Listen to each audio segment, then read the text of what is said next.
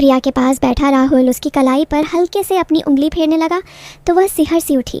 जिंदगी में पहली बार उसने किसी मर्द की इतनी नज़दीकी और आकर्षण महसूस की थी।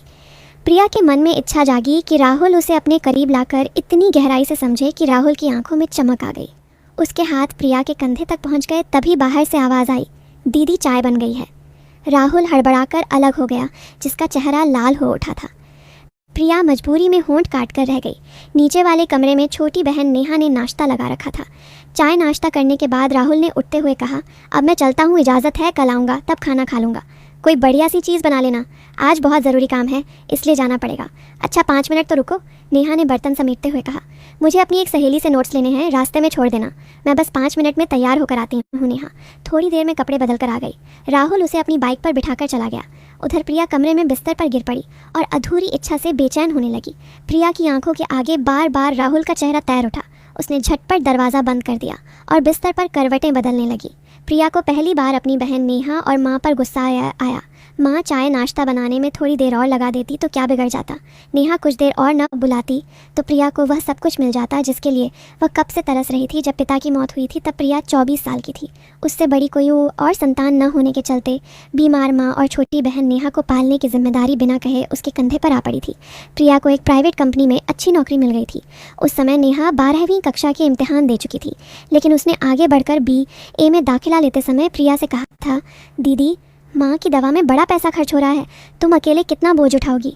मैं सोच रही हूँ 2-4 ट्यूशन कर लूँ तो 3,000 आराम से निकल जाएंगे, जिससे मेरी पढ़ाई में मदद हो जाएगी। तुझे पढ़ाई के खर्च की चिंता क्यों हो रही है, मैं कमा रही हूँ ना, बस तू पढ़ती जा, प्रिया बोली थी। अब प्रिया 29 साल की होने वाली है। 1-2 साल में नेहा भी पढ़ लिख कर ससुराल चली जाएगी तो अकेलापन पहाड़ बन जाएगा।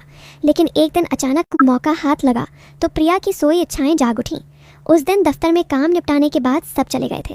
प्रिया देर तक कागज़ चेक करती रही। राहुल उसकी मदद कर रहा था। आखिरकार रात के 10 बजे फाइल समेटकर वह उठी तो राहुल ने हंसकर कहा, इस समय ऑटो टैक्सी भी नहीं मिलेगी, इसलिए मैं आपको बाइक से घर छोड़ाता हूँ। प्रिया ने कहा, ओह एडवांस में शुक्रिया। प्रिया को घर के सामने उतारकर राहुल बाइक स्टार्ट करने लगा तो उसने हाथ बढ़ाकर हैंडल थाम लिया और कहने लगी, ऐसे कैसे जाएंगे, घर तक आए हो तो कम से कम 1 कप चाय पीकर जाना। हाँ चाय चलेगी, वरना घर जाकर भूखे पेट सोना पड़ेगा। रात भी काफ़ी हो गई है रितय। बगल में जिस होटल में खाना खाता हूँ वह भी बंद हो चुका होगा।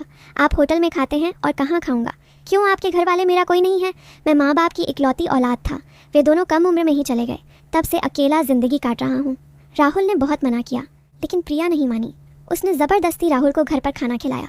अगले दिन शाम 5 बजे प्रिया को देखकर राहुल ने कहा, आइए बैठिए। प्रिया बिना कुछ बोले पीछे बैठ गई। घर पहुंचकर उसने फिर चाय की गुजारिश की। राहुल ने एक बार मना किया लेकिन प्रिया उसे अंदर ले गई। इसके बाद रोज़ का यही सिलसिला हो गया। राहुल को प्रिया के घर आने की ज़रूरत ही नहीं पड़ती, खासकर छुट्टी के दिन वह प्रिया के घर रहता। सब उसे परिवार का सदस्य मानने लगे थे। एक दिन अचानक प्रिया का सपना टूट गया। उस दिन नेहा अपनी सहेली के यहाँ गई थी। दूसरे दिन इम्तिहान था, इसलिए रात भर पढ़ने की बात कहकर गई थी। उस दिन भी राहुल प्रिया के साथ घर आया। खाना खाकर रात 10 बजे चला गया। उसके जाने के बाद प्रिया बाहर दरवाज़ा बंद करके कमरे में लौट रही थी, तभी माँ ने टोका, बेटी तुझसे ज़रूरी बात करनी है। प्रिया का मन धड़क उठा। माँ के पास बैठकर उसने पूछा, क्या बात है माँ बेटी, राहुल कैसा लड़का है, वह तेरे ही दफ्तर में काम करता है, तू उसे अच्छी तरह जानती होगी। प्रिया कुछ नहीं बोल सकी।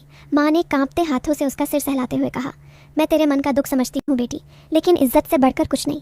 अब स्थिति गंभीर हो रही है। प्रिया तिलमिला उठी। वह घबराकर बोली, ऐसा क्यों कहती हो माँ, क्या तुमने कुछ देखा है। हाँ बेटी देखा है, कल जब तू बाजार गई थी तब राहुल आया था, वह नेहा के साथ कमरे में था। मैं बात करने पहुंची लेकिन जो नज़ारा देखा, प्रिया चिल्ला पड़ी माँ। अनबोयर वह उठकर अपने कमरे की ओर भाग गई। प्रिया के कानों में माँ की बातें गूंज रही थी, उसे विश्वास नहीं हुआ, लेकिन यही हो रहा था। अगले दिन प्रिया दफ्तर गई लेकिन मन नहीं लगा। थोड़ी देर बाद वह उठी। राहुल ने पूछा, क्या हुआ, तबीयत ठीक नहीं। प्रिया ने भर्राई आवाज़ में कहा, मेरी एक सहेली बीमार है, मैं उसे देखने जा रही हूँ, कितनी देर में लौटेंगी, मैं उधर से घर चली जाऊँगी। बहाना बनाकर प्रिया बाहर निकल गई। ऑटो से सीधे घर पहुँची। माँ सो रही थी। नेहा अपने कमरे में थी। बाहर दरवाज़ा बंद नहीं था। प्रिया चुपचाप दरवाज़ा बंद करके ऊपर चली गई। आधे घंटे बाद बाहर बाइक की आवाज़ आई। प्रिया समझ गई राहुल आया है। वह दबे पैर नीचे पहुंची। माँ सो रही थी। वह नेहा के कमरे के पास जाकर खड़ी हो गई और दरार से झांकने लगी। भीतर राहुल और नेहा बातें कर रहे थे। नेहा ने इठलाते हुए कहा, छोड़ो, मुझे कभी इतना प्यार दिखाते हो, कभी ऐसे बन जाते हो। राहुल ने कहा, तुम्हारी दीदी के सामने तो दिखावा करना पड़ता है। नेहा हंसकर बोली, बेचारी दीदी कितनी सीधी है, सोचती होगी तुम उनके पीछे दीवाने हो। राहुल बोला, दीवाना तो हूँ लेकिन उनका नहीं। तुम्हारा कुछ पल बाद वे दोनों गहरी बातों में खो गए। प्रिया होठों पर दांत कड़ाए देखती रही, फिर उसकी आंखों में बदले की भावना जागी। उसने दरवाज़ा थपथपाया और पूछा, राहुल आए हैं? क्या चाय बना रही हूँ? राहुल उठने लगा तो नेहा ने रोका। रुको राहुल, मेरी कसम, दरवाजे पर दीदी खड़ी है। राहुल तैयार होने लगा। उस समय नेहा की आंखों में प्यार देखकर प्रिया को अपना सारा दर्द याद आ गया, लेकिन उसने कुछ नहीं कहा, चुपचाप रसोई चली गई। चाय बनाकर ट्रे में लेकर आई। राहुल ने चाय पीकर कहा, मुझे बहुत नींद आ रही है, अब चलता हूँ, फिर मुलाकात होगी। इतना कहकर वह बाहर निकला और बाइक स्टार्ट करके चला गया। दूसरे दिन अखबार में खबर छपी, कल बाइक पेड़ से टकराने से एक नौजवान की दर्दनाक मौत हो गई। पहचान पत्र से पता चला कि राहुल नाम का वह लड़का प्राइवेट कंपनी में काम करता था। अब क्या होगा प्रिया के जीवन का और कैसे खुलेगा, ये राज सुनिए कहानी का दूसरा पार्ट।